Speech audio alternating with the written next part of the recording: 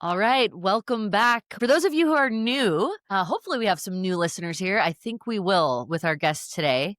I started this as a mission really to just bring on real people, feature, true stories, and hopefully provide inspiration to people to take adversity in their life in whatever form that is, and somehow through sharing their story and hearing other people's stories, turn it into an adventure that can be turned into your life, because we all cope with different sources of adversity. So before I jump in, I want to say a big happy birthday to my guest. Yes, that's Thank you very you. much. I appreciate Yes, that a lot. Thank so you. Retired Sergeant Alfred Brenner. Yes, Did I that's get it. the whole That's title correct. right? Retired Absolutely. Sergeant. Yes. No, Okay. that's it. Yep. I mean, it's goofy to say out loud because most sergeants don't retire. And, Okay. it's an interesting, fun story is I was a corporal very young. You get promoted different ways, but I was a corporal very young. And then I spent my whole time as a corporal. And then I wound up doing my medical retire, portion. I did doing transition. I was Yep. actually home sooner. So I'm at home. And then they wind up giving me a call from the kennels and they said, "Hey, guess what? You're getting promoted to sergeant." So I was promoted right before I was actually discharged from the Marine Corps. So interesting little thing. Yeah, yeah, absolutely. So, Yeah. And like I said, yeah. if anyone said, "What do you want for your birthday?" It's just like to just do what I love, be able to talk about Yeah. it and be on stuff like this. So I really appreciate Yes. it. Of course. Well, I'm gonna flash your book right here because I've been carrying this around since you sent it to me, and thank you so much. I'm privileged to get an actual autographed copy, and I love this stamp because obviously that's all about your buddy here, who we're gonna spend a Yep. lot of time talking about. So you wrote the book Surviving with Grief, and I'm just gonna read it here: the true story of a Marine K9 team surviving the everyday battles of war. So, congratulations, first of all, on writing a book. Thank you very Very, much. Thank very you. big accomplishment. And even more importantly, thank you so much for your service. Thank you. I Like, appreciate that. Thank you beyond. so much. Yeah, can't thank you enough.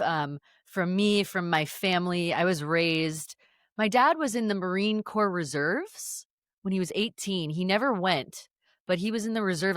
Yeah. So we've always grew up with, and he had a lot of friends that went to Vietnam. We grew up with such a respect for military, and I think it's so important, and I just want to advocate and remind people how important our service members are and our veterans. Thank you. Yeah, Yeah. absolutely. Yeah, it's something I grew to appreciate over time. Yeah.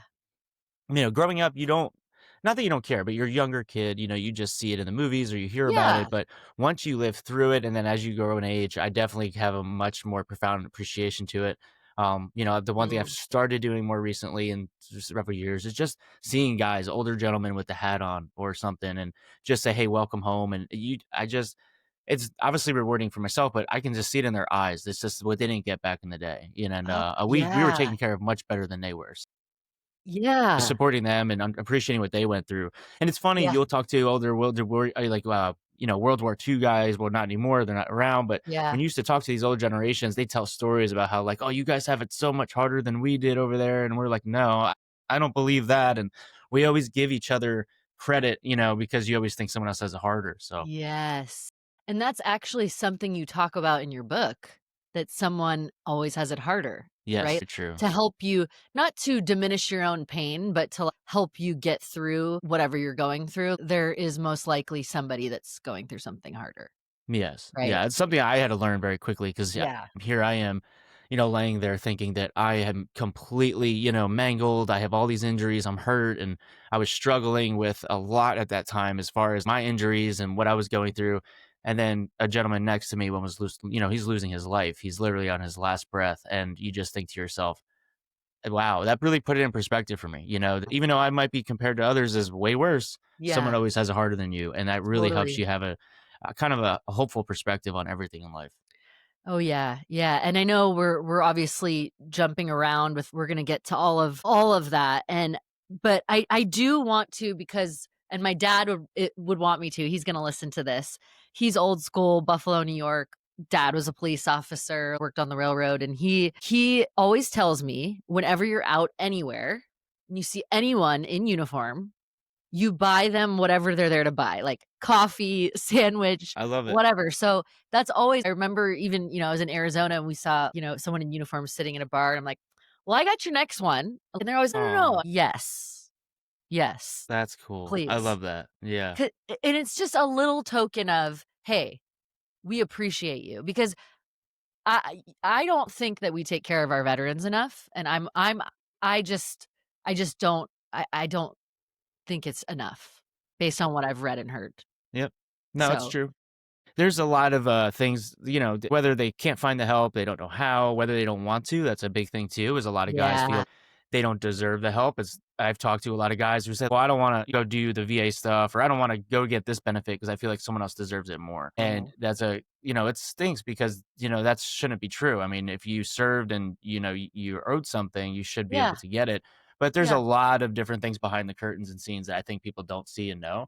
yeah. For instance, a lot of times I would talk to people and they'd say, "Oh, well, I can't believe this," or they just don't understand it. And I'd be like, "Well, they do take care of you pretty well." I went to this Okay. hospital; it's the best hospital in the world, and Yes. Okay. I was very fortunate because I was put through the system very easily. You're clearly hurt. You You clearly have had it, yeah. issues, and they streamlined it so quick. Where other guys, it may not have been that easy. They just got out. Normally, they're finding Sure. their transition in the world. So there's a lot of hurdles and there's a lot of obstacles. Like you said, Yeah. everything you've heard is true, and some of the things we don't hear is just kept quiet for a reason. But yeah, Yeah. it's tough. It's a tough thing to do, and that's the one thing you can do. If I have any advice for anybody, is exactly what you do: is say thank you, buy that cup of coffee, buy that extra round of drinks, because that goes equally as a long way as opposed to like trying to get an appointment somewhere. Because Yeah, it's or all maybe about that it's mental health.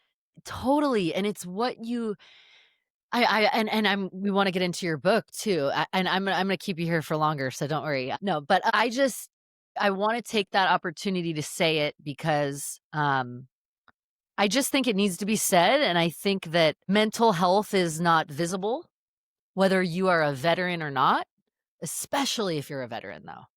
You know what I mean? Yes, It's that's it's just absolutely. extra. Yep. Being a human is difficult, and then deploy and come back, and then again, based on your book, it looks like it's difficult and you need Absolutely. resources. Yeah, absolutely. Definitely is. It's tough. The transition is a lot It's harder than people think. And that's where a lot of the stuff starts to come up. When you're yes, in, it's easy. You're you you're go coasting. mode. You have to have a heart of stone and you have to put all your feelings away and you just keep doing it because the mission is way more important than anything Yeah. else in life, including relationships with your family, friends.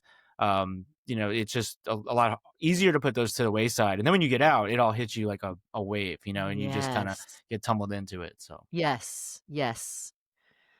Well, again, I'll just thank you throughout the episode. How about that? no, well, thank you. And then I'm gonna have to, like, We'll just send put a you blanket statement out there. It's covered. Yeah, thank it's you. it's a disclosure. Thank you. And now we can move on. I Yes, appreciate it. exactly. My dad is satisfied now, I'm sure. He's old school, East Coast Catholic guy where you do the right thing and you say your thank yous first and Yes. start firm handshake, shoulders back. So Yep. he's old school and I like that. So anyway, so I want to kind of start chronologically a little bit. Your book genuinely I was telling you this before we hit record.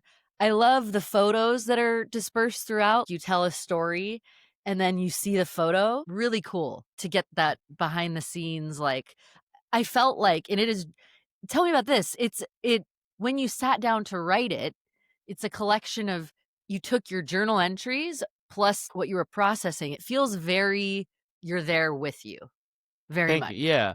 And that's kind of the idea of it was to have. So I started like my mom sent me a care package. It was one of the few that I got. There was a journal in it, and she was Aw. like, "Oh, just journal." I guess I wasn't like, "Hey, send me one." I just then had no idea to Mom do is hooking that. you up. Yeah, Yeah. I guess. Okay, well, I'll write down this date and something important happened. It was not an everyday thing, but it was Yeah. different dates that I had meaningful stories. And it was really just a way for me to tell people back home if I was going to share them with family or friends or just Yeah. have a way to remember it.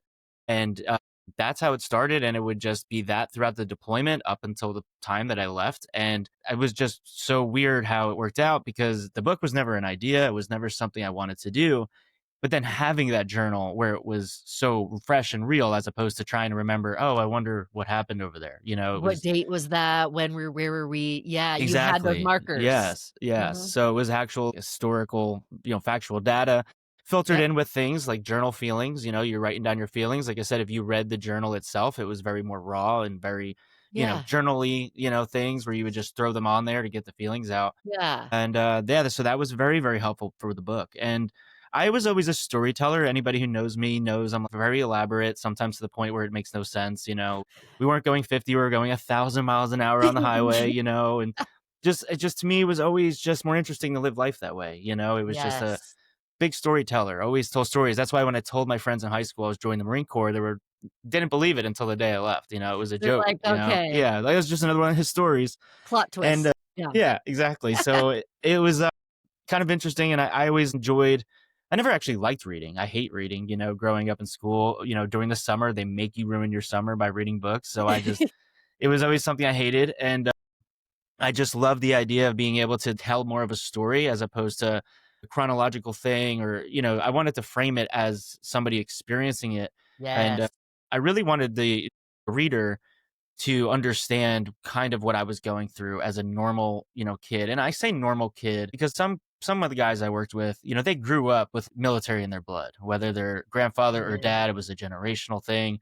They grew up hunting since they were 5, that, been around weapons, and I haven't held a weapon until I That was in wasn't boot you. camp. So for me, it was more of I grew up, Catholic, very suburban, normal 90s ride your bike childhood, and trying to go to college, I just didn't know what I wanted to do. So I just jumped right into a recruiter's office, kind of figuring out what that was all about, paying for college, getting some Yep. experience. And it was giving me some life experience on the way. And that's kind of how I wound up into it. But it was the whole concept of this story was to allow people to understand that most of the kids in the country are your normal, everyday, I want to sign up and do this. I want to better myself. I was a Boy Scout. Now I want to do the military, and Yep. then they're faced with some of these challenges throughout deployment. And again, I always disclose I'm speaking just for myself, but I Of think a course. lot of people can relate even in the smallest detail with the story, whether I'm missing home or I was next to a buddy who was killed, and how do I process these feelings. And uh, and again, I just wanted to make it a story for all people, all Americans, not just the military community, just kind of tie it Yeah. all in there. You did that. I mean, it really I appreciate your the detail that you add about how you were feeling and the little anecdotes. I just took notes on little things that kind of touched me, especially as a writer reading it. It was, those little details of when you talked about, meeting your wife, the girl who sold lemonade, and you really gave details like about grief, your dog. He didn't care where he was as long as he was with me.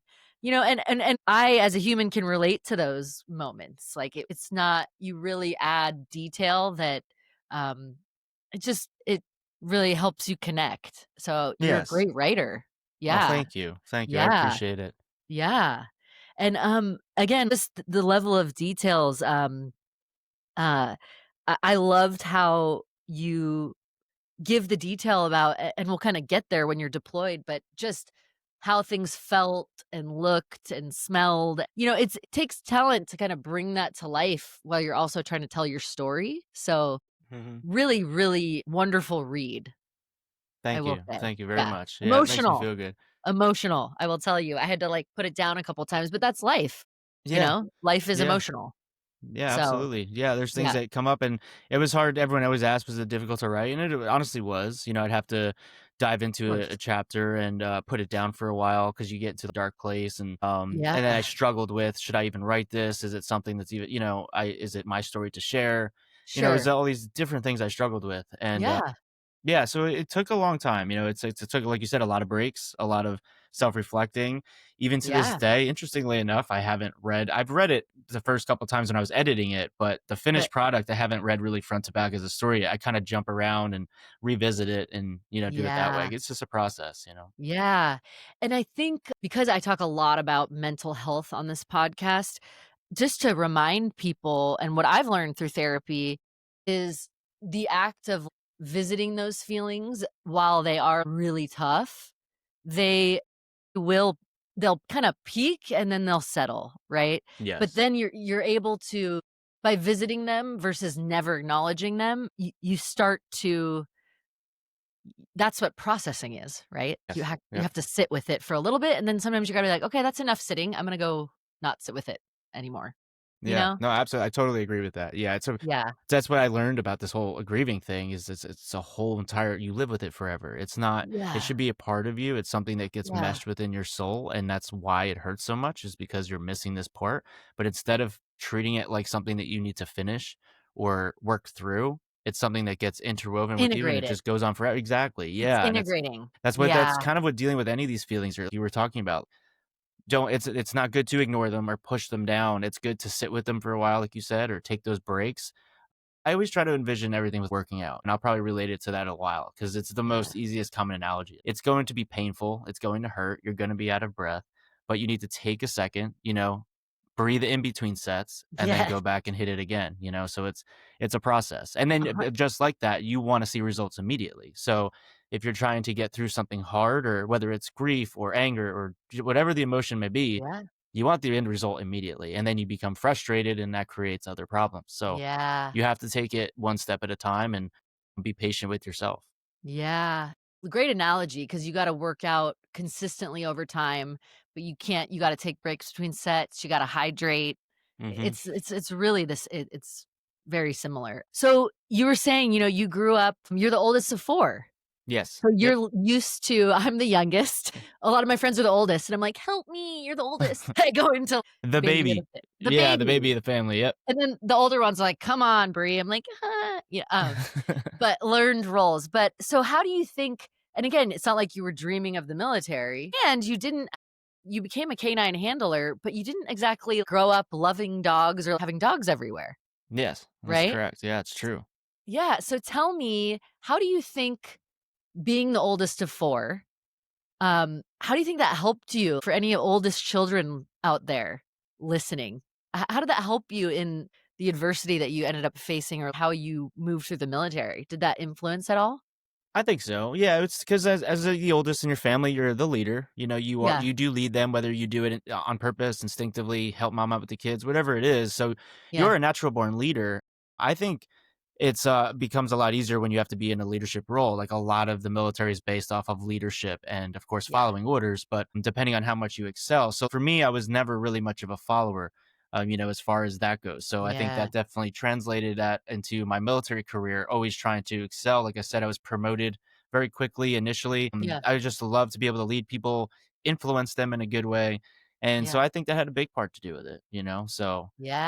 any firstborns out there, join the Marine Corps, like The it'll be good for pressure you. will pay off, right? Yeah. The oldest is always well, I find that my older brother, he's 3.5 years older than me, and, like, whenever he's around, I know I'm an adult, I'm gonna be 44, but I'm always like, "Oh, okay, older brother's here, like, if anything, like, he'll tell me what to do," Yeah, by exactly. default, Yeah. he'll be like, "We're not doing that, Brie," or, like and I'm like, "Does that work for you?" "No, it's dumb." "Okay, we'll do whatever you wanna do." That's But, funny. no, I just appreciate because I can see how being kind of transitioning into becoming a canine handler. So you're in the book, you get deployed, right, at a very young age. You had met, your now wife right before, which wasn't in the plan, as you say in the book. You're Yes. like, "Not what I'm" high school romance. Tell me a little bit about because I know obviously Megan's support throughout this whole journey of going through this and then writing the book is obviously a huge support system for you. So I wanna give a shout out to your wife here. Thank you. Tell me about for especially with the military families that are listening, tell me about how deploying and kind of how the relationship you've had with her has helped you through, what you endured in this book and writing the book, and I'll just let you give her the spotlight for a second. Yeah, no, absolutely. You're right. I mean, I had that summer job before, getting out of, I was in high school. Next Yeah, summer, I was leaving for the Marine Corps and just wasn't, I didn't think that was the part of the plan. And I think I've learned, I know this to be true to this day right now, even more than ever, but God has plans for you that you don't know really exist. And you might want to do one thing or the other, but that really is what happens. And if you really believe yeah, that, it really helps you live life without worry, without yeah, anxiety. And back then I just was like, oh, whatever. This is just, my last summer. I'm going to have fun. And then she pops up out of nowhere, instantly fell in love. And that's something that you can't ignore, that connection you feel in your heart. yeah. And I was able to, we dated for a while and, we stayed together through boot camp, just writing letters and we did the long distance relationship. So she just was always by my side. And we would be honest, we were obviously young and naive, but it was just Totally. that love kept you together forever. And then it got to the Yeah. point where we were about to deploy. I was supposed to go to Iraq, and Okay. we went to work on a Tuesday morning. I had her flight booked to go home on Friday. We were supposed to move out of our apartment, and they told us, "Hey, you're not going to Iraq anymore. You're going to Afghanistan in 6 months." So we had to cancel all of our plans. Again, it wasn't up to us. It was a bigger picture behind the scenes, and Yep. we had more time together. So instead of being married for only 2 months and deploying, we had a whole other year. We had our own apartment. We lived together, and Yeah. then at that point, we ramped up for this deployment to Afghanistan in 2010. Yep. So it was just it was weird how it all worked out because again, it was just part of the plan initially. It all just made sense, and she was Yeah. by my side for the whole thing. And like I said, between just letters and boot camp, all the way up to the long distance relationships, and I think that's why I made it so important. Initially we were talking about it, and she's like, I don't really feel comfortable with you putting me in the book. Why? It's not a part of the story, and it Okay. it makes certain sense to the military perspective, but a lot of the credit never gets due to the wives and the dependents who I think Yeah. sometimes deal with things a lot harder than us, as far as know what we signed up for. It's our Yeah. job.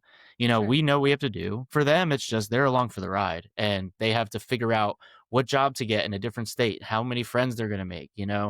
Again, it becomes a part of them over time, but it's just very difficult for them. And just Yeah. the long deployments, missing the birth of your first child. It's very difficult things, and I wanted to, as much as we could have spoke on our behalf for them, I just wanted to give them the credit that they go through a lot Yeah. too, and that was important to share. I'm so glad, and you definitely she when I read about anything that you said about her, I was imagining, obviously I've not met her, but every other military spouse, Yeah, whoever it might be, right? amazing, awesome. And so I really think it's great that I'm glad that, you pushed through and put her in because and I'm sure obviously her humility is like, "Oh, I didn't do anything," right? And it's like Yeah, just like veterans are like, "Oh, no, no." And I'm like, "No, yes, yes, you did." yes, So and that that's partly too. It was mostly about not wanting the spotlight and the attention, and a lot of military wives are like that too. yeah. You'll see them, you'll have somebody getting up there for an award and they're standing there by them side and but it's like, it's not about me, but it is. It's actually about you. And they Yeah. actually, it was interesting, fast forwarding to when I did get out, I medically retired, I was leaving. They actually gave her an award for being like married still, I guess. Like we joke about it. We're like, oh, you got an award for still being married because the divorce rate's so high. So Wow, I is don't think it? that's necessarily why they do that. I think they're just being nice, but yeah, it's like a congratulations. I didn't know that the divorce rate was high. Yeah, and I do not want to say a number because I don't know if it's true. I mean, It's if just we had it it's yeah, you high. can ask your assistant on the side to look it up real quick and tell Ye us what it Oh, is, but yes, yeah. please. What Hey, was the dog's name? What's your dog's name? yeah, Boba, Ruby, and, my daughter's around here Can you paw somewhere. that up real quick on the Yeah. keyboard? One day I'll Yeah, be like, "Hey, crew, yeah, yeah. there she There we go. is. You know how to use Hi. the internet. Hey, now you gotta say hello. Hello. This is my guest, Mr. Alfred. What's your name? What's your name? If you come on, you gotta say hi. What is it? R Reese? Reese. Reese, Like come here. Reese's Pieces? I love Reese's Pieces. Yes, like Reese's Pieces. Yes, and she is never up early, ever, so I just wanna say, I think you might have gotten up to sneak a peek Aw. here. Well, I appreciate you saying hi. That's Yeah. awesome. She's been hearing all about the book this week, Aw, and I showed her some of the reels and everything, so that's cool. alright, now you do need to go, okay? Wow. This becomes the fun part, right? That's awesome. Okay. Hey, That's you amazing. It was hold nice on. meeting you. You say, "Nice to meet you." Nice to meet you. Okay, That's adorable. this is for real goodbye now, Why? because I'm interviewing. Fine. Okay. Oh, sorry. That's funny. They See, know that what was I'm my like. fault. I asked for an assistant and they just pop out of nowhere. Goodbye. Oh, Take God. care. Have a good day. Wow. That's awesome. I love it. Yes, cool. Alright, you're good now. She's gonna sit here.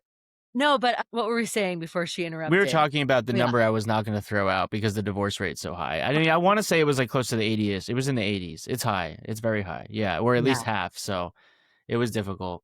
Yeah, and again, marriage with just going through life, then also being married, and then add in all these, being deployed. It's just it's not surprising to me, but I did not know that. So it's good just to Yeah. raise awareness to all this military families also need support, Yes, right? The absolutely. kids. Yep. I remember growing up, actually, quick tangent, I grew up in Irvine, and so we were near there was a Marine base right near us, and one of the girls on my team, her name was Brittany, her dad was a Marine. And I remember her mom. I just, I was 15 years old, and now I'm like, gosh, I had no idea what Right. you were going through. Her dad would always come. He had, the haircut and the mom, and actually, she had a sibling who had Down syndrome.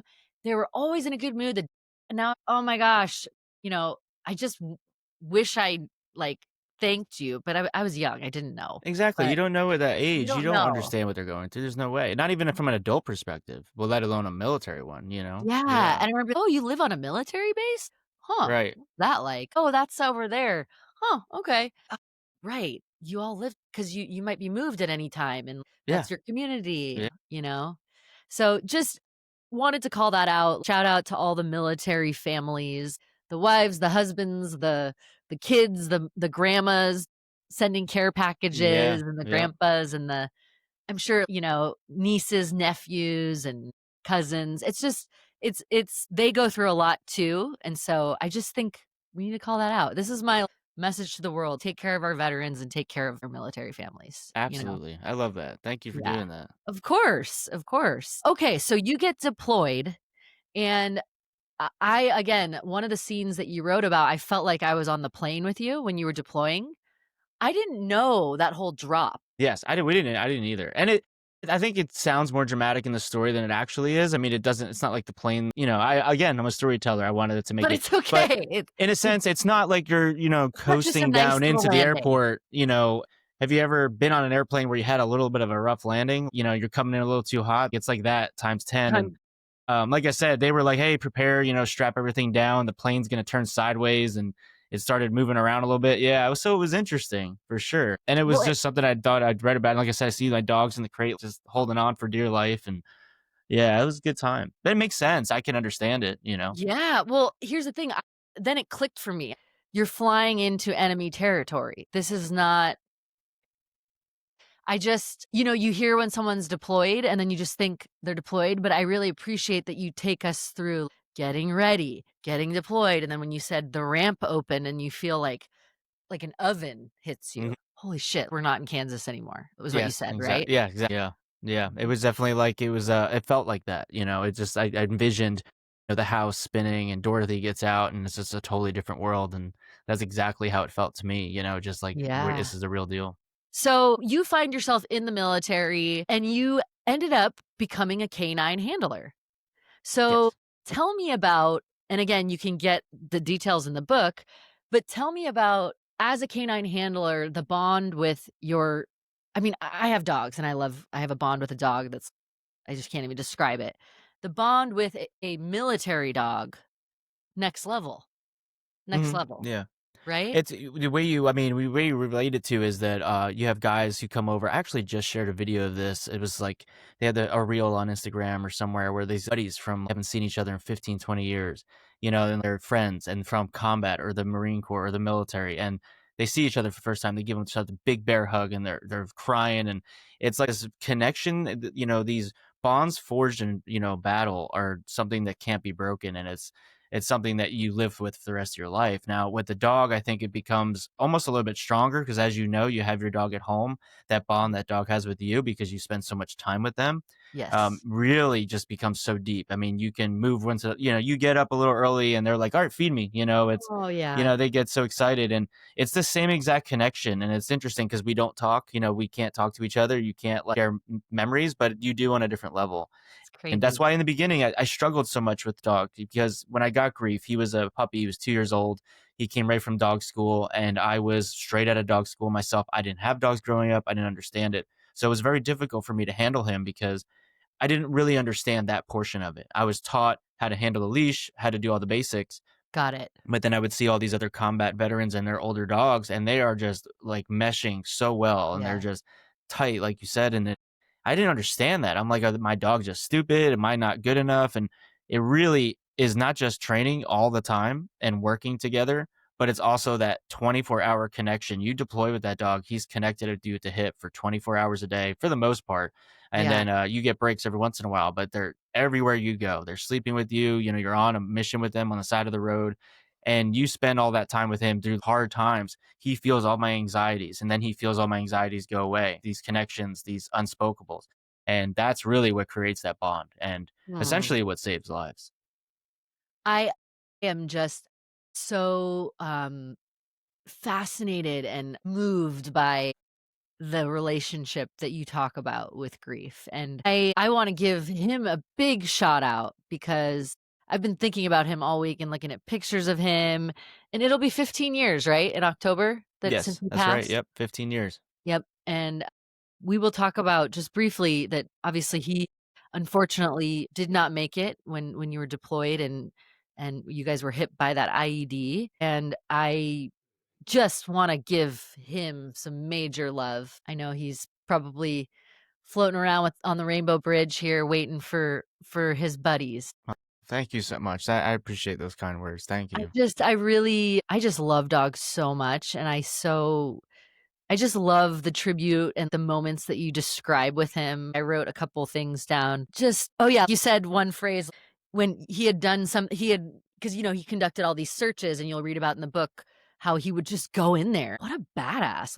Go get him, go find it, and then you would say, you gave it then he'd come back, you give him some lovin', and I'm like, "Come here, that's what I do. Come here, get" and then I'll go back Yep. out.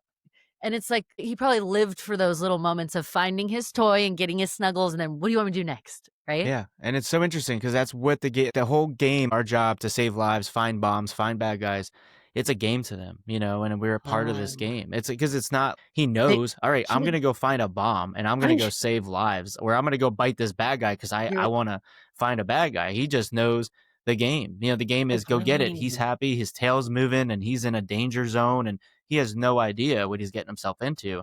In the back of our heads as we do. That's why we work together as a team. And then I see his body language change. Okay, I smell something. I'm on something. And then if he gets it, he knows he gets a toy or he gets praise. So to him, it was just a game. And that does help us as handlers too. It kind of keeps us grounded as a human, Yes. because like a human being going into a door, knowing to find a bad guy, your adrenaline's flowing. Okay, I know what I'm doing. I'm gonna go find this Yeah. guy, and whether you're going to shoot, hurt, apprehend, whatever it may be, you have a lot of other emotions behind that you have to unpack. Where a dog is just like, let's go. I'm having fun. Let's go get Yeah. him.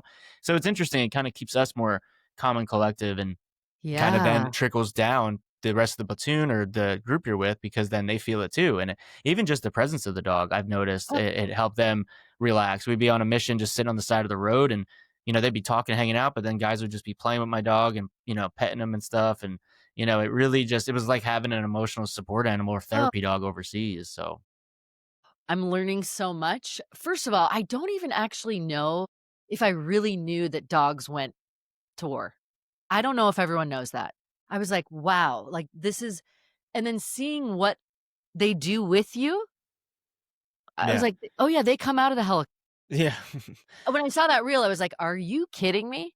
Yeah, that's a high end tier one special groups that do that. But yeah, so it's the stuff that I do, and then there's stuff that It's other people do, and it's crazy. It's unbelievable, and I can't believe it either. I'm involved with it. I go watch the training, and I see it, and I'm like, I can't believe that. Like, I knowing even how grief was, I'm like, I thought he was in a fall out of a helicopter once. I'm like, I don't know how these guys do it. It's unbelievable. Some of the I stuff remember they you can do. describe a scene where you're holding him and you're like, "That was Yeah, not a because the fun back ride." ramp was open. We're in a helicopter. They're flying, and like the gunner's hanging off the side of the ramp, and he's shooting.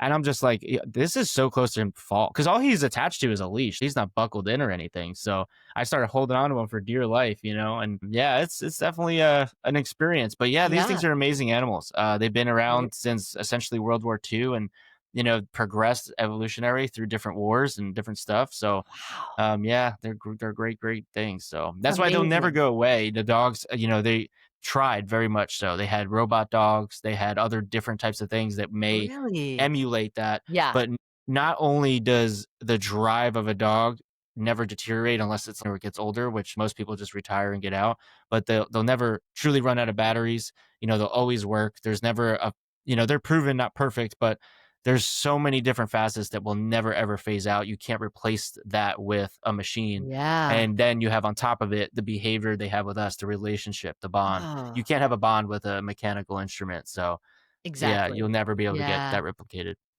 No, and I love the way you describe, that he was always attached to you for the most part. And so it's so symbolic, right? I mean, you guys are, and like you said, it must have been challenging at times. You're trying to maneuver, holding your gun, the weight of him, sensing what he's doing, sensing, and then you get a call. Okay, we got someone on the rear. Okay, how is he? Okay, when do I need to just you got a lot to think about as a handler. Yes, yeah, and the first time out, I look like, I just look like someone who's never handled a dog before, carrying their luggage and their groceries at the same time. It just looked ridiculous, like, but Yeah, every time you do it, you continue, and that's why training's so important. We emulate this as much as possible, yeah, but getting over there, I talk about the intangibles, the chickens running around, the kids, the extra stray dogs, which was a huge threat, and yes, then it was just a lot of different things that got in the way, but you get used to it. yeah, Every day you work on it, and then he yeah. gets better with it. He's not as excited, so he's hanging out. So yeah, it's good. It's interesting stuff. Adapt, right? Adapting. And one thing I do wanna talk about, I really thought it was interesting where his name came from. So the book, Surviving with Grief, great title, obviously, Thank you. surviving with grief, grief meaning your actual dog and the grief of losing him. He was an actual German Shepherd from Germany. You guys Yes. got Yeah, him we do. from Germany. Yeah. Yeah. Yeah, So we'll go, we have a dog school down in San Antonio and Lackland Air Force Base. That's where the dog program is. yeah, And they actually breed their own dogs. We have a breeding program. But yep, then we also buy dogs all over the world. And one of them is Germany. They'll go over there, do something yeah, called a buy trip, and they'll pick out dogs. And they yeah, brought him back with a group. He trained at the Lackland Air Force Base. So he was actually from Germany. So we joke, it's not true, but we joke, oh, maybe he didn't listen because he didn't understand English, or he just understand German. yeah, And incidentally enough, he did know German commands, obviously, because they yeah, train them. They do this early training phase, and then we see, okay, the dog's good enough to buy. When it fast forwarding, when I was in Afghanistan, I had some internet connectivity, and I yeah, googled German commands, and the first time I said it, he did it right away. You know, and I was yeah, just blown away. I'm like, wow, that's crazy. yeah. What a he doesn't forget. Yeah. No, I just thought it's interesting that dogs come from all over the world, right? There's one from Israel, right? You Yeah, we had a big go group. We had a lot from yeah. Israel. That was a program, very interesting. And they grabbed those dogs, and they're amazing too. All off leash. They're trained on radios, so you can talk to Wow. a dog. Yeah, they'll have a radio on the back, and then the guy has a headset like this, and he'll talk to the dog like, down, left, right, Stop. come. Yeah, it's unbelievable. Yeah. Just this is why I love dogs. I'm obsessed. I Yeah, we just definitely don't understand. I mean, we kind of do because we've been doing it for a while, but training wise, I mean, there's so many capabilities they have. Every day you hear something new. Even sniffing out bed bugs or something. Like that seems weird, but they can do that. Sniffing out cancer cells they're training cancer. on, like weird stuff. Yeah, I've seen the dogs that alert their owners when they're about to have a seizure and yeah, make them seizure go alert sit service down. dogs. Yeah, absolutely. Panic attack. They'll do anything. You can train a dog probably to do absolutely anything. So it's very cool. Such a gift. Such a gift.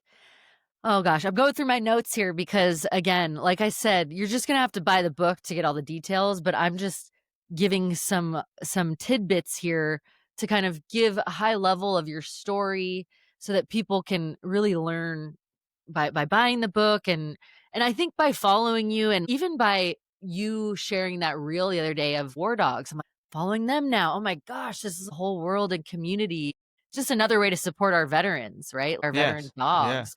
All Yeah, no, they're a good group. The United States War Dog Association. They're great because they were started by a young, small group of Vietnam dog handlers. They were going to raise money to build a monument, which is actually in New Jersey, not too far down the road from where I live.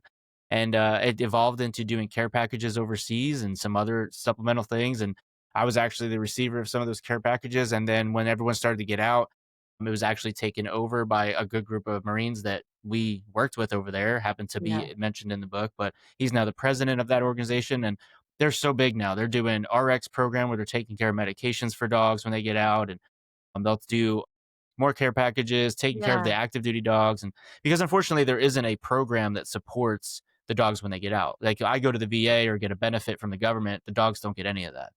Yeah, yeah. so they're treated good. It's just Sure. as far as when they get out, there's just no funding for it. It's just not Yeah. part of it. So a lot of good groups out there that take care of it, which is Step nice. up. Yeah. Amazing, amazing. So taking you through, so you had gotten there, you're kind of, and in the in the book, you in such detail describe the various missions that you're sent on, right? And I think the unique thing that I didn't know about a K9 handler, and correct me if I'm wrong, usually you're deployed with troop or you have a group that you're with. You actually throughout the book, you start with your group of 30 dogs and their handlers, and then you guys are dispersed wherever you're needed. So you're Yes. just Yep. moving. Talk about how did you get in a mindset, whether you're in the military, say if someone in the military is listening, or if someone just going through a hard time with lots of changes, how do you adapt to the constant change without like getting overwhelmed with like, "Huh, what now?" Any Yeah. tips there? Yeah, it's a good question. And I was always somebody, and well, I'll mention it a couple times here, but faith in something bigger than yourself is very, very important. Now, I'm a huge believer in God. I have my own faith and it's becoming stronger each day, but you have to believe in something. When you're dealing with something, struggling with something as hard as addiction or any of that stuff, you're in these programs, and the first thing they teach you is you have to let it all go to a higher power, whatever that may be, because there's something about letting go of the control, because when we start to eat this control inside of ourselves, it creates all this anxiety and worry and all these different feelings that we can't overcome, which gets us into a bigger hole. So you have to release it to somebody else. That's why talking to somebody else is helpful. Giving it all to God, Yeah. letting go of that control. He's in control. A lot of times I found where I was in a position where I got comfortable, and this is what you do. You're in a job, you're comfortable, or you're in a relationship with somebody, and next thing you know, they're moving across country, or you lose that job, or you have to relinquish that control, that Yeah. comfortability. You have to say, you know what? Let me take a step back. I'm not in control here. This is his plan. I just have to agree and believe in that. And then at that point, you're not worried about it. I got a call. Hey, you're going to go work with this group. Okay. It's not, so that control is going to release a lot of Yeah. worry. It's going to come with some changes. So now you have to deal with meeting new people. But it's interesting that your thing is called Adventures in Adversity, because I always treated every little change as an adventure. Every little thing that happened to me, it was like, okay, this means I have to go here. It's not a part of my plan, it's God's plan. That means something else better is planned for me. I Mm. was, even though I was comfortable with the friends and family I had here or whatever that job was, something else is coming up. Now, it might be hard at first because it might, but at the end, there's going to be something better because that's a part of his plan. And if you Mm. adopt this kind of belief system or lifestyle, I promise you, all of your anxieties will start to go away. And not at first. Again, just like working out, you have to do small increments and you have to put some faith into something first. And then next, 3 days, a week later, you're going to go, oh my gosh, I actually love this new position. I actually love the new people I met. I have great relationships. And let me tell you something, the other ones you did have, the experiences you had will live with you forever. So you never lost that anyway. So Mm. it's something that you'll never forget.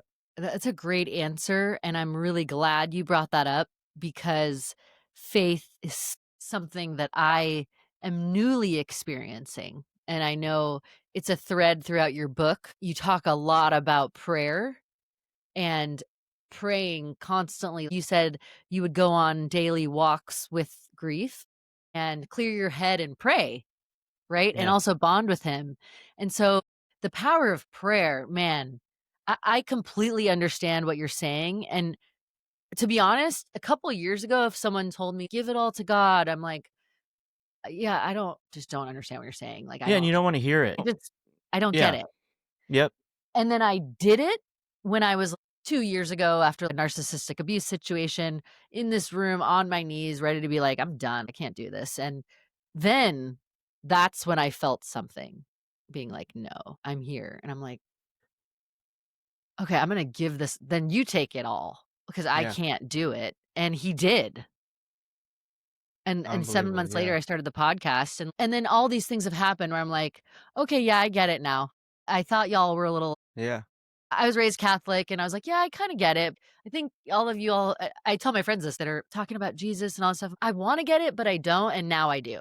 Yeah, I have the same way. I grew up Catholic too, and I understand what Yeah. you're saying. There's this moment, and it doesn't sometimes. Some people talk about it. They're like, "Oh, 4 o'clock on Tuesday," and Yeah. I knew it happened. And for me, it wasn't so much like that too. It was going through my own issues, and you kind of you struggle with it. It's a balance, but then if you really commit, again, it's that work. It's that true belief. If you just say, "Okay, I'm going to do it," but then you have your insecurities. You're like, oh, well, I'm going to still try to control my life a little bit. But Yeah. then you give it up again and again and again. And if you just keep doing that, you'll feel that relief, that whole feeling of, you're right, it isn't, because that you found that you heard that voice. And some people are like, I heard the voice of God tell me, it's going to be okay. And some people get upset because they're like, well, I never had that moment, I've never felt it.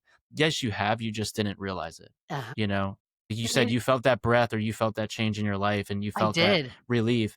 Those are all those things, is that communication. It's that unspoken stuff. And maybe I understand it a lot too. That's something that grief taught me, was there's a lot of communication between either humans and animals that we don't understand. I had a great relationship with him, but it's not like we sat around and talked. It's none of that. And so it's the same Feeling. thing I learned with faith in God. There's a lot of unspoken communication that just connects to your Oh soul. my And that just God. teaches you that's a real thing. It's not fake. It's not just go to church. It's not just I believe, or someone No, telling you just give it to God. You're like, it's not that easy. It's really no. not that easy. You can't just talk about it. You have to feel it. It's a feeling.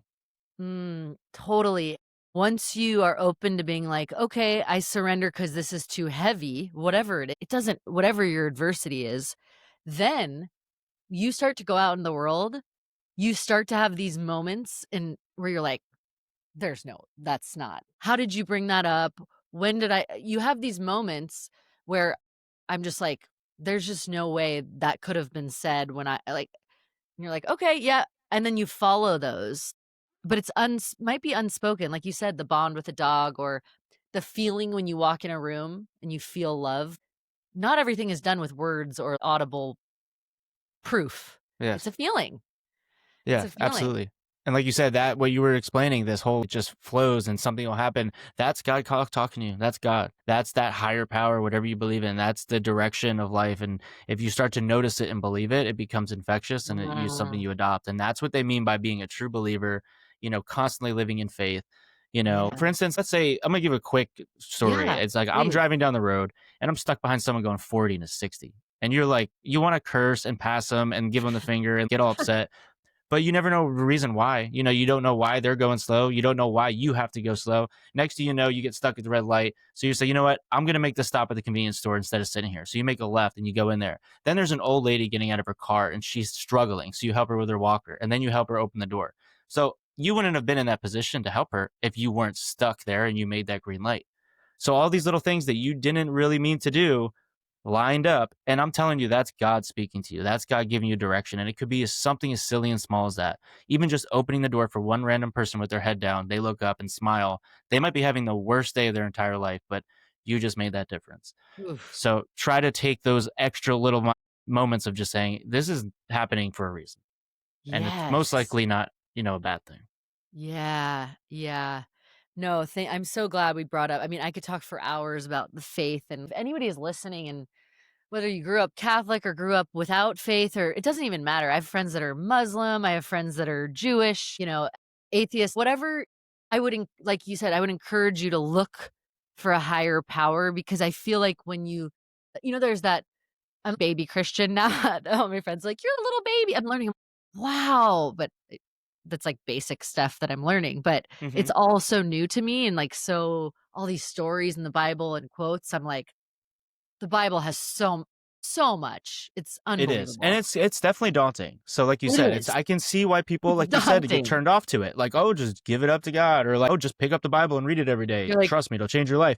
And I've been doing that. I actually did the 365 challenge. Like every day I'm on the Bible, like U version or whatever. I'm reading it every yeah, day, and I'm stuck in the Old Testament, and I'm like 20 days behind it's because rough. it's brutal. Yeah.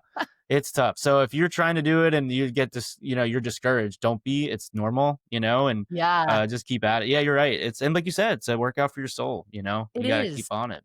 My friend Michelle told me, I was like a couple months post breakdown, like barely hanging on a couple of years ago.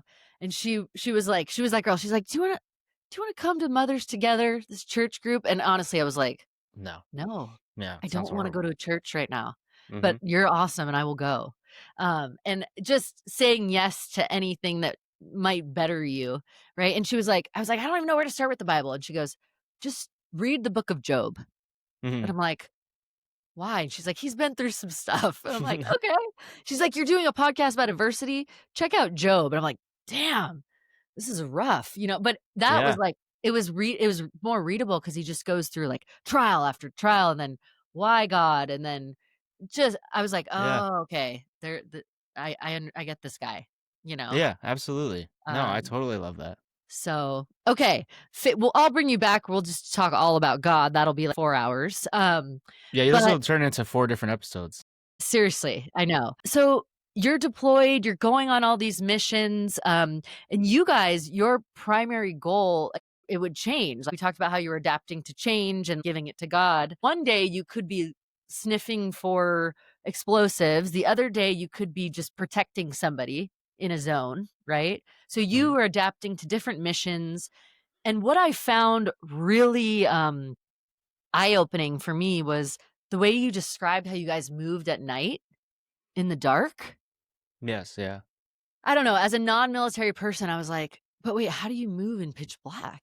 Yeah, But and you why would you have be to. awake? Like Or how do you even, like, it sounds like a dumb question, but I'm like, "Wow, I didn't even realize that you would have to move in pitch black and figure that out, and then have a dog with you." And then there you describe one moment where you fall down into it was water, right? Yes, yeah. And There's a you little, like, were little water canal thing, and you yeah. and you that instinct to panic, you said you remain calm. Yes, You have to yeah. calm yourself down in that emergency. Yes, yeah, and that's an interesting story because that would actually happen 15 years ago to, like, the second. That was on my birthday 15 years ago during You my know what? deployment. You're Yes, yeah, that was my 15 years birthday. ago today it happened. Yes, yeah, and with the time change, it might have been exactly right now, so that's interesting, yeah.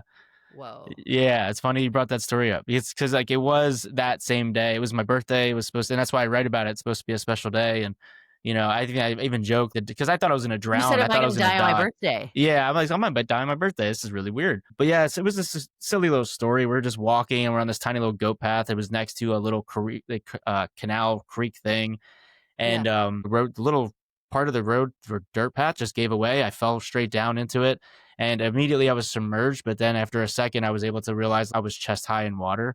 It wasn't that bad. So initially, I'm like soaking wet and in darkness, and then I'm standing up, and everyone's a little stressed out. My dog's up there running around because Oh, he's still, he was freaking out, huh? yeah, and he's like, "Where'd he go? Where'd he go?" And again, I think I commented, I was like, "That was the first time we're ever separated Separated. without a reason. Like, hey, go in your crate and relax." We were just separated, and he's just like, "Where the heck did he go?" And everyone's stressed. He's feeling the stress of everybody, and yeah, no, so it wasn't that bad. I ended up having to take all my gear off because they couldn't lift me up out of the muddy water, and they pulled me out. I was soaking wet, and yeah, it was a cool Yeah. story. It was a nice night, and it was fun. It was more adventurous than anything, and it was Yeah. on my birthday. I say your birthday's supposed to be a special day, and it was special to me. It was cool. Yeah. Well, kind of it just reminded me too, when you not to make it too much of a metaphor, but you could look at it like when when adversity hits, say you get a call about something or you lose a job or you just shit happens. We can't predict that initially it feels like I'm gonna die.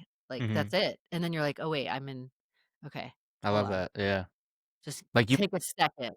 you might think you're submerged and drowning, but you're really just chest high. Take a second, breathe, and Take a second. yeah, and that translates into what I was talking about with other stuff, like you were saying about someone always says it worse. Yeah, you might feel like your world just came collapsing down, but take that second, breathe, look around you because it's not that bad. And it could Right. be, you could be really, really bad. I'm sure it could be the worst thing in the world, or at least it is to you. Like your friends and stuff might be like, whatever, you lost your job. It's not that bad. Or like, hey, whatever, your friend moved, like get over it.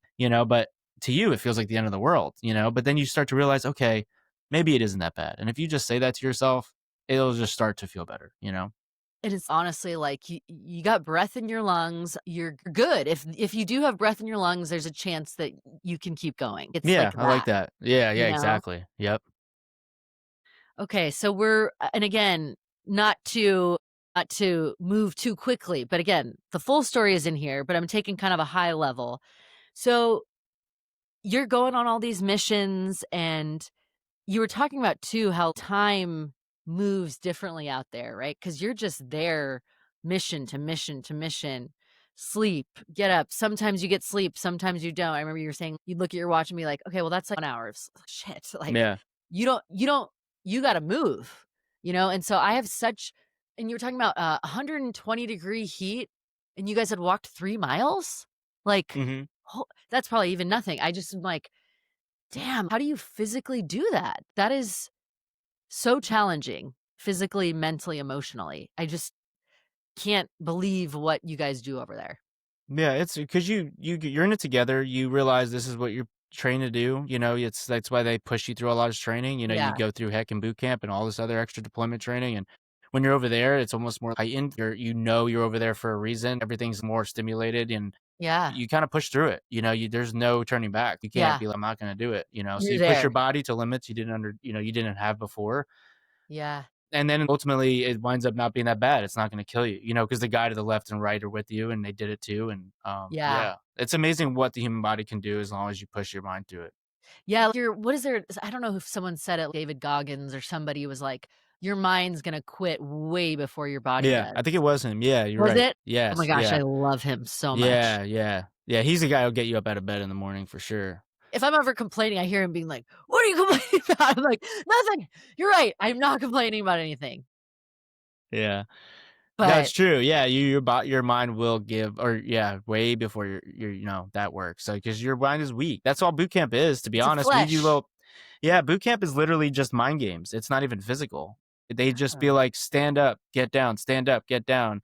Like there's a portion where they make you hold a piece of paper in front of your body for several minutes. And it's just a piece of paper, but then after like 20 minutes, it becomes extremely heavy. Your brain is telling you, put your arms down. But you have to basically keep your brain saying, no, it's not that heavy. Like keep your arms up. And it's these little things like keep pushing, crawl 5 feet and do it till you hit 200 feet. It's just a mind game. And what you just said there is so powerful. Your brain is telling you, and I believe we're the watcher.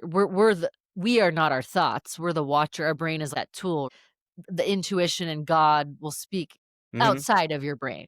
So it's a reminder whether you're again, it can be applied to so many things in life, whether you're working out or you're like, working on a presentation or you're whatever, you have that negative voice come in being like, you can't do this. And you're like, yes, you can keep going. Yeah. Yes, you can keep going. 5 more. Be quiet. It's this dialogue, right? Oh You have to yeah, be like, stop. absolutely. It's a battle of good and evil within yourself all the time. I struggle with it to this day. Like, I have a home gym, but I joke my couch is closer than my gym. I'm going to watch Yeah. TV before I work out, and it's because your brain just says it's easier. It's It's easier. easier. We're always looking to take the easy way out. Yeah.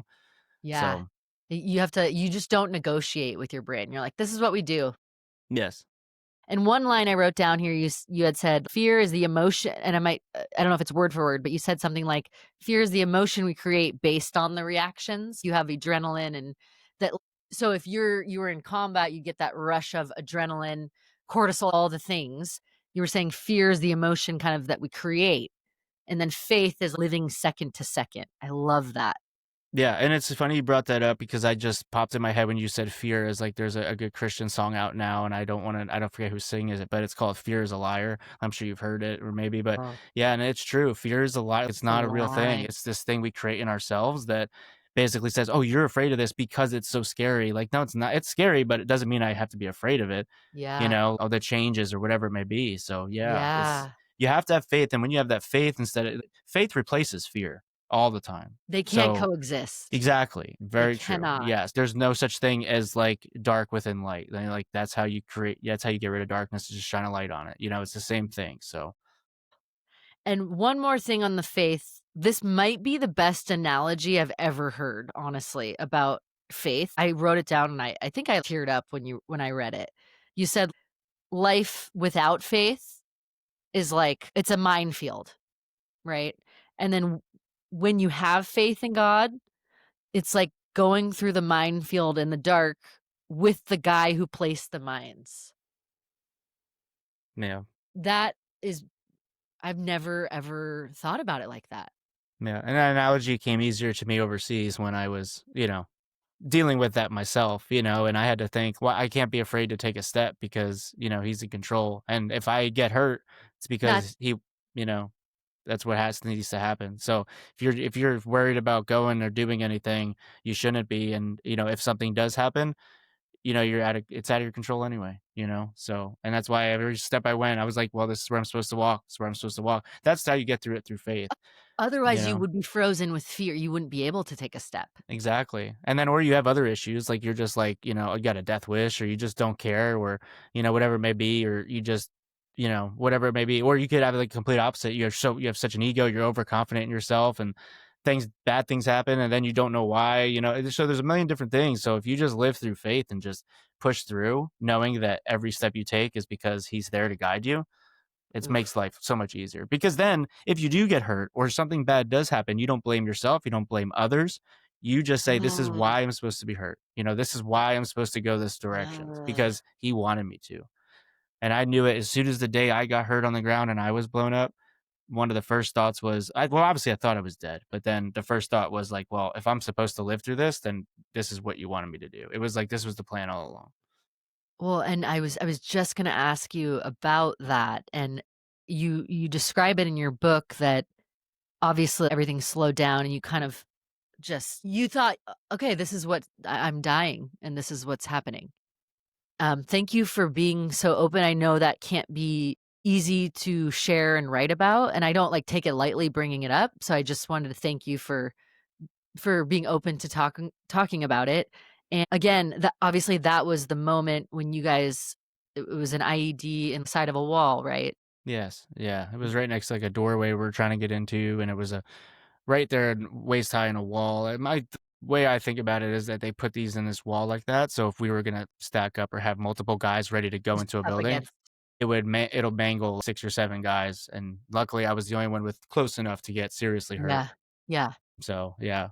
and grief did not make it, but he certainly is honored forever, and I just that was a tough part of the book for me to read, but I'm glad that you opened up and wrote about it because I think people need to understand what you guys go through over there and the trauma that you guys go through, and obviously you survived and you have injuries that you have to deal with. How are you doing today? Like, physically? Very to this very second, very, very good. It Good. was a long, long road. And we through any type of changes or adversity or struggles, I went through peaks and valleys for sure. Initially, it was very easy to get better because you had a trajectory. You knew the mission. It was like I had to move my hands again, so you have to work on that. You have to be able to walk again, so you have to work on that. So there was always a plan. There was a mission, people to Yeah, guide you, and then you start to when you're on that peak. You get comfortable and then you start to fall back down again because you're slipping. And then these feelings come in. Oh, well, yeah, your hands can work, but they could work better. Or, oh, you could have done this, but you can't. And then you start to lie to sure. yourself and treat Yeah, yourself like crap. And yeah, I lived lying to myself for a long time, whether it was you don't have a problem with this, or you could do better with yourself, struggling with, I don't have a career, things would have been different if you didn't get hurt. So I always struggle with this. sure. And unfortunately for me, I was always involved with medication initially. So I was pumped through a lot of Yeah, medication. So not only that blunt my, healing process, but it also cheated it in a sense. And then there was a point where I stayed on it for so long that I just was a different person. And then mhm, that had to stop sure. because other things. And then, Yeah, but then I'm supplementing that with alcohol. So then you have that. And then that's worse because it's so socially acceptable. And then totally. yeah, and I like to blame it, but then COVID hit, and then we all just stayed at home and drank for a year, so that kind of skyrocketed things. And meanwhile, the whole time, I'm still trying to get a job. I'm working on my life. I'm working on the book. I'm working on speaking engagements. I've done a lot of these things. And to the public eye, I look like this, perfect person who made it through the hardest thing they ever dealt with. Where deep down, you're dealing with things that you don't talk about. Oh, And it sure. wasn't until recently where I realized I got to cut out all the crap in my life. I have to devote and put everything into God and really just relinquish any control. Like you touched on it in the beginning, and I can speak on it now because it's true, and then it'd be past that, I'd be lying about it. So it'd be even worse, because I didn't truly, truly believe it because there was always that lie in my head. No, you could be better, or no, this is not. Oh, you can control your own life. And it's not until this day where I can realize, hey, look, you're only as strong as you're going to be, the effort that you put in. Everything is out of your control. Just live Yeah, every second by second, knowing that it's good. And then now looking back, I can see all this stuff is a lot clearer. This was always the mission and purpose. Being here, be able to talk with you, being able yeah, to share this story is just, part of my life's mission right now. And yeah, just so grateful. Yeah. So it's been yeah, amazing. That's why you're like, what do you want to do on your birthday? And I'm like, absolutely. Let's do it. Would love to. yeah. Well, and it's, life anyone listening to this has had adversity. That's why I always say too, I go when people go, "Oh, what kind of guests do you wanna have on your podcast?" I'm like, Any person. Every person, every single person. I don't care how much money you have, I don't care where you live.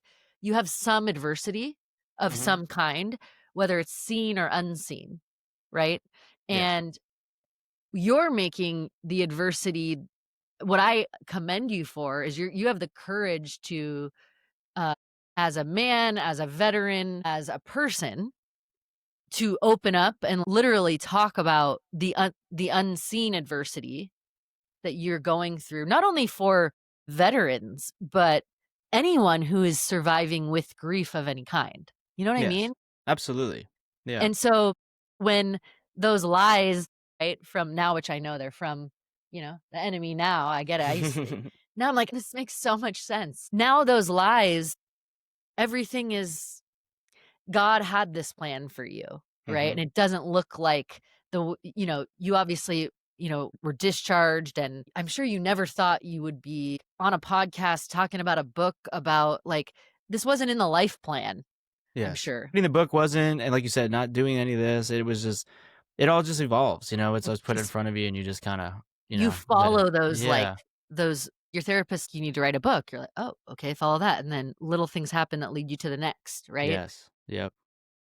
I want to, just commend you for all of this, and I know I could keep talking to you for hours and hours, and I really wanna do justice to this guy right here Oh, thank you. Yeah. because I'm sure you could see I'm a big, big animal dog lover, and so I hope that in talking to you today, I've given him some love as well, Oh, you he's definitely part of did. Yeah, your absolutely. And yeah, it's, I had a great life with him. He was not, I had him for about 2.5 years. He was almost going to be 4 or something like that. And, yeah. they have a short lifespan regardless. Okay, But yeah. yeah, but he lived up to his name for sure. And, he'll always be a part of me. So I really appreciate that. Yeah, he had a Yeah. good, it sounds like he had, um, a good time playing with you guys between missions and doing what he did and, snuggling and all those you have those moments, it's all those micro moments that you remember that define the relationships. And I also,